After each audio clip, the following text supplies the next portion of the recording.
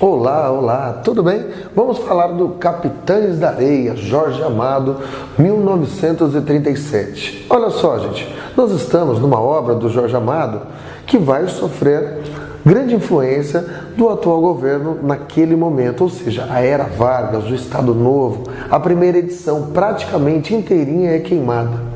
Por quê? Porque esse livro tem um bando de crianças em situação de rua, ou seja, crianças marginais que desafiam o Estado, certo? Que transgridem as regras, a ordem estabelecida. Essas crianças roubam os ricos e dividem entre elas. Ou seja, este bando vai contra a ordem estabelecida, rouba os ricos e tem uma justa distribuição de renda entre eles, ou seja, uma justiça social.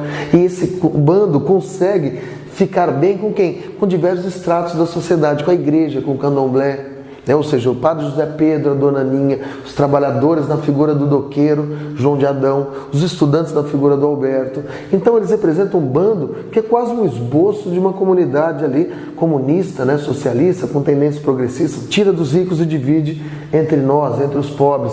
É essa a relação que nós temos aí. Esse livro é perigoso por conta disso. Tudo bem, gente? Para o Estado naquele momento.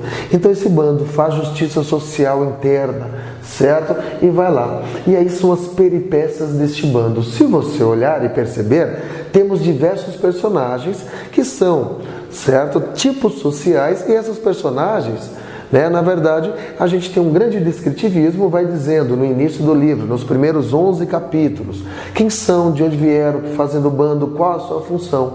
E o nome tem relação com a sua característica. Pedro Bala, por quê? Porque ele é ágil, astuto, ele vence o Raimundo, o antigo líder, numa batalha, certo? E ele é mais fraco, mais miúdo, porém ele é mais ágil. Ele tem até uma marca, né, de uma navalhada aqui naquela luta. Se torna um novo líder, né? Bala, ágil, professor Lê, sem perna manca, o pirulito é magro, alto, cabeçudo. É assim que nós vamos ter as personagens, né, neste momento. O Boa Vida é tranquilo, o gato é bonito, tudo bem? Então acaba acontecendo isso. Então você tem isso, né, nessa obra, este bando aqui. Mas ele coloca, né, uma crítica aqui. Uma crítica ao abandono de menores, uma crítica, tá certo, ao sistema reformatório de crianças, que não reforma ninguém, que judia, maltrata aquelas crianças, tudo bem? Então ele vai retratar bem isso. E é um bando de mais de 100 crianças, de 8 a 16 anos, que fica ali, certo, no cais, no areal, certo, ali na praia, ou seja, capitães da areia, porque eles são os capitães da areia, vivem ali num velho trapiche abandonado. É essa a relação que a gente vai ter aqui. Então, o dia a dia deles, se você olhar, é uma obra de denúncia. Logo, gente, a gente tem um grande descritivismo, né, desses meninos aqui. Não temos um enredo bem estabelecido. Como assim? Toda obra de denúncia parece que não tem enredo. Se a gente olhar, esse livro se parece com o Cortiço no seguinte sentido, né? No enredo no Cortiço, você tem lá o personagem principal é o Cortiço. Aqui é um grupo de crianças que aparentemente, certo, você tem um protagonista, porém todas as crianças vão dando base para uma história maior, que é a história dos meninos, ou seja, os capitães da areia ali. Parece que é um corpo, né? Esse grupo é um corpo, e este corpo vivo aqui. São personagens que vão aí se relacionando aqui e com uma grande, certa harmonia interna e externa também, né? E aí ele contrapõe isso. Esses meninos do bando roubam os ricos para sobreviver, tudo bem? E ele coloca a visão elitista. A visão elitista, ela é preconceituosa, é a visão elitista de limpeza, né? Ou seja, vamos limpar, abandonamos essas crianças a vida inteira, né? Essas crianças não tiveram um aparelho público, famílias desestruturadas, porém a visão elitista é, vamos tirar isso da nossa frente, vamos prendê-las aqui. Então é uma visão de que eles são perigosos, são bandidos. Tanto que no livro, se você olhar, o narrador, o autor, não coloca as crianças como crianças de fato. Elas são descritas praticamente como adultas.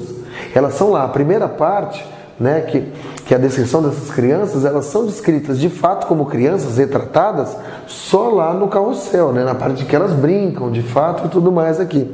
O que acontece? É a visão deles. Só que a visão do narrador, né? A visão da classe média, dos ricos e da elite soteropolitana é essa. A visão do narrador ela é diferente. Por quê? Porque o narrador tem uma visão lírica. O narrador vê essas crianças como heróis, né? Ou seja, heróis do dia a dia, da sobrevivência, uma espécie de Robin Hood. Roubam os ricos para dividir entre os pobres. É isso que vai acontecer neste nosso momento aqui. E aí nós temos as peripécias deste bando sob a liderança de Pedro Bala, aquele menino loiro de 14 anos, certo? Que era justo, que era bom, tudo bem? E aí ele vai conduzindo isso. A segunda parte deste livro é uma segunda parte que há um enredo, porque é a entrada da menina Dora no bando. E a menina Dora no bando, entrando com seu irmão, o que acontece? A gente tem aqui o aumento do lirismo, a gente tem uma história de amor, né? Os meninos que não queriam que ela entrasse, porque não podia entrar, e vão quase violentar aquela menina, vão tentar, e o Pedro Bala acaba não deixando, e essa menina se torna uma espécie de mãe, irmã, amiga. E aí, o que nós temos? O aumento do lirismo. Ela cuida e é cuidada por eles. E acaba ficando isso. Esse bando de crianças aqui é a história de amor de Pedro Bala com essa menina. Após a morte dela, né, ela ficou no orfanato, e logo após saída do orfanato, ela é retirada pelo Pedro Bala, né, eles foram presos. Essa menina morre na praia, logo após os dois fazerem amor.